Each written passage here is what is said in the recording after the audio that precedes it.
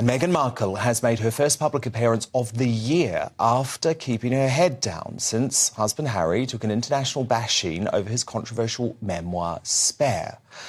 And that head suddenly looking pretty different, isn't it? As the Duchess of Delusion unveiled a polished new look whilst introducing her woke celeb photographer pal, Miss San Harriman, for a stateside TED Talk earlier this week. In the Daily Mail today, Sarah Vine argues the makeover reveals who the runaway princess really was all along. A highly ambitious woman who is determined to get what she wants. And in a power move I can fully believe was deliberate, Vine suggests Princess Diana had her revenge dress. This is a revenge makeover. Meghan's back, and she's not going anywhere anytime soon. No coincidence, I'm sure, that she chose to resurface close to the coronation. She's not coming, but she might as well be. And while Harry and Meghan attempt to curb freedom of the press here in the UK, the superior coverage of the monarchy is just going to get better, with the Mail Online and dailymail.com launching a brand new royal channel this week. Since 1896, we've been there. From births to marriages, triumphs to tragedies. And now we are there 24/7. All the royal news as it happens, online and on your phone. Curated by a global team of journalists with royal expertise like no other. Welcome to your new home for royal news.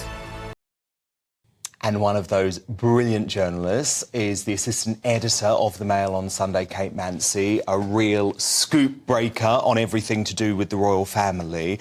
And Kate, my goodness, I mean, 10 days before the coronation, all the focus should be on King Charles. Instead, it feels like, with Meghan's reappearance, with the basketball public display of affection that wasn't, and now with the court case, it feels like they're wanting to steal the spotlight now. What do you think that's about?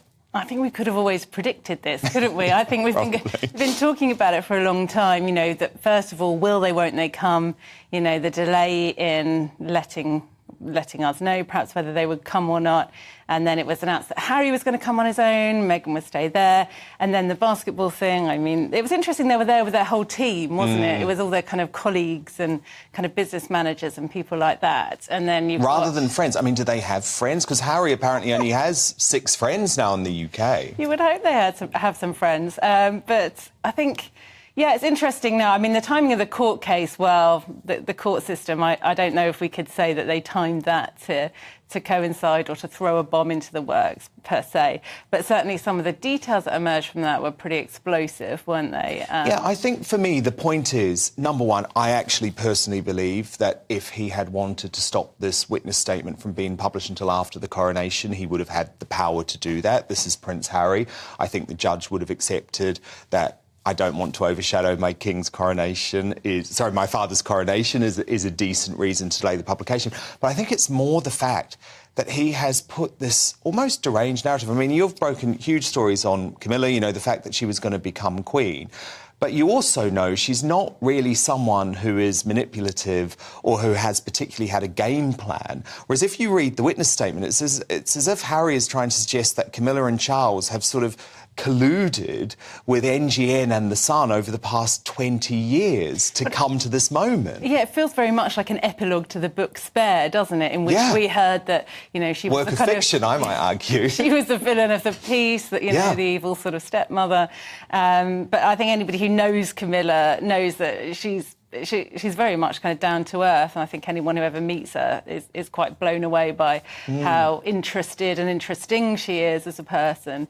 And I'm not here to defend her per se, but I think people will take her in as Queen Camilla, and you know the consort will be quietly dropped, which is very much the palace's plan, and that, as you rightly say, which was we revealed that.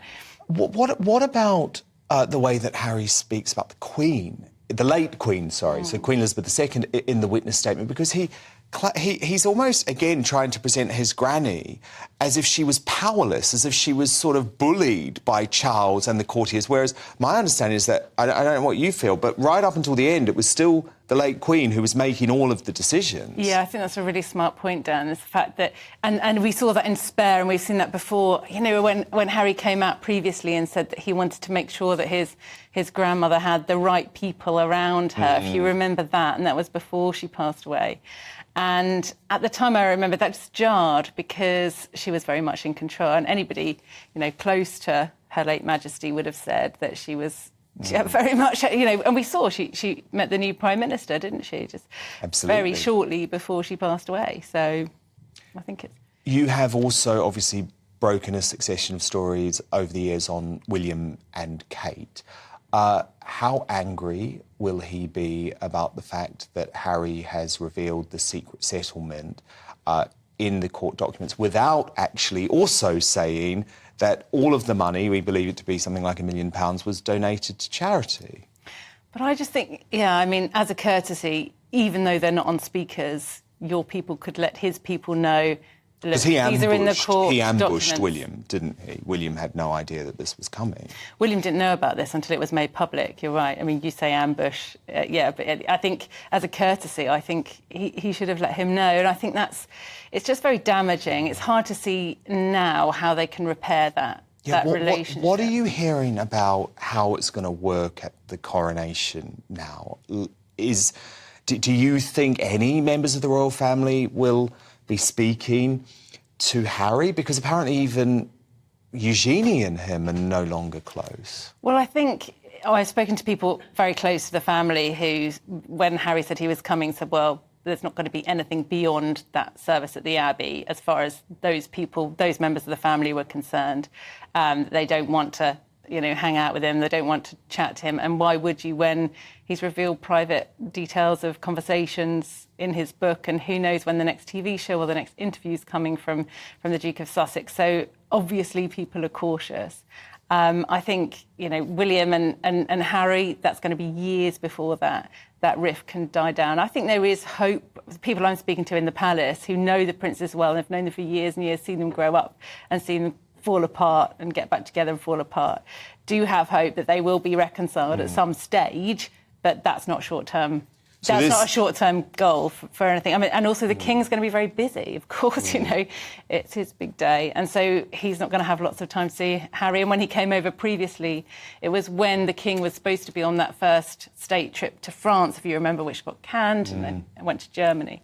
But he was around. Harry flew over for that other court case, and the King didn't see him, so... So this isn't going to be some big, happy family reunion in 10 days' time, is it? I don't think it will. I think it'll be big of Harry to come, and I think he should come. And the King is very glad that he's there. I think it'd be more of a story if Harry stayed away. So I think he's doing the right thing. He's coming over, and who knows, we might have a little video or photographs emerge from Montecito because it's going to be Archie's birthday on the same day, of course. So. I'm sure they will do that too. And of course, we can read all of your scoops and everything now on this brilliant new Royals channel. Well, that's it. There's such a huge appetite. People are fascinated to know, and to come to somewhere where they know they're getting the truth. It's not just, you know, unsubstantiated gossip online. There's a lot of clickbait online, isn't there, but not at the Mail. I'm sure Harry and Meghan might not be so happy with that news.